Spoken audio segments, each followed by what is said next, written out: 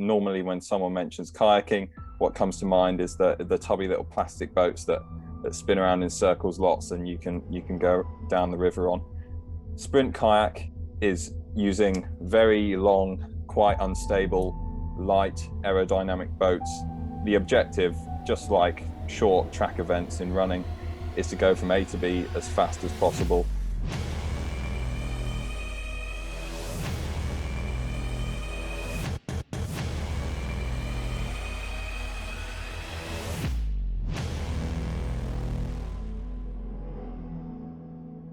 From quite a young age, the thing that struck me was how close everything really is in canoeing. It's not a big sport at all, so you very quickly get to know lots of different people from all over the country. I have friends who I've known for years now due to being involved in canoeing, and it's really great to have such a shared common interest.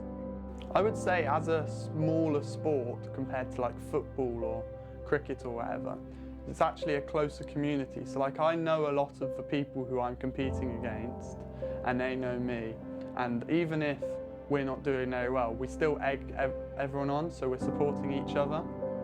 It gave me the ability to meet other people and go to different sports. So, you know, for instance, you know, I've been all over the world because of different races. I've been in Australia, I've been, you know, all over the place. I met different people. I've really enjoyed that side of it, and it's that wider spectrum. You meet people of the like mind as well, so you automatically get on well. No matter where you go around the world, you always find a canoe club you can always go to. So my best friends, the ones who I know the most, are from kayaking, because it's just because we spend so much time together throughout the week training, and because we see each other at essentially our lowest once we've worked ourselves really hard. It means that I'd say we're a very tight-knit group. Training 6 days a week can take up a lot of the time, because you don't just associate the time spent training, you can also associate the time traveling to training, the time you need to get prepared for training. For example, washing the kit you eat, preparing the food that you need to eat to fuel yourself. Sleeping. Sleep is a really important thing that's often overlooked. I try as much as possible to get 8 hours of sleep minimum.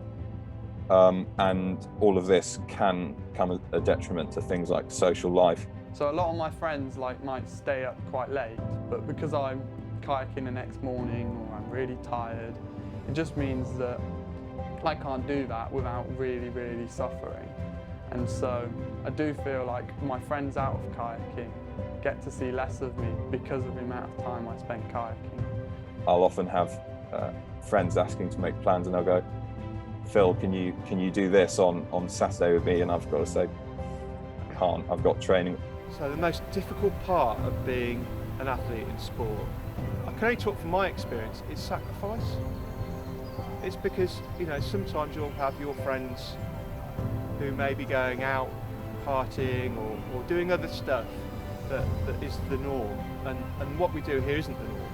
Going out in the water every day or twice a day isn't normal, and sacrificing, making those big sacrifices in your social life for something a bit bigger. Because you're trying to stress your body constantly in order to improve its muscles and everything, it means that you're constantly tired, and that's really annoying for like when you go out with your friends or something and they're all energetic and you're just tired because you've had training.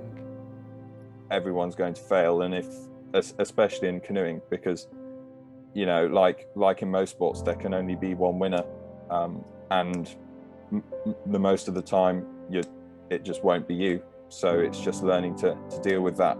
Success can become apparent in lots of different forms, and it's just being mindful of that, I guess. Life is never smooth, and you know, having, you know, in this small bit of our sport, you there's always one winner, and there'll be 25 losers, and it helps you deal with that you know, part of life where you're not going to be successful all the time. One of the most difficult things is definitely struggling with motivation at points.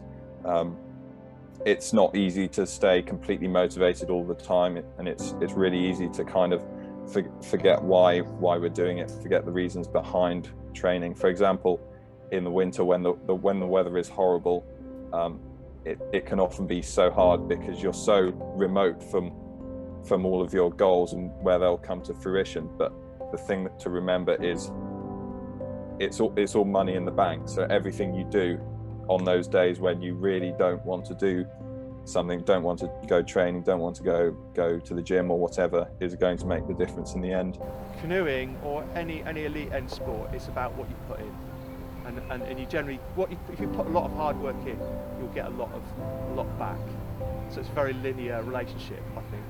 I'd be lying if I didn't say that kayaking was the most important thing to me. It's where I get my drive from. All my ambitions are rooted in the sport. For me, it's just about being the absolute best that I can be. I think kayaking is very important to me, both for my mental and physical well-being.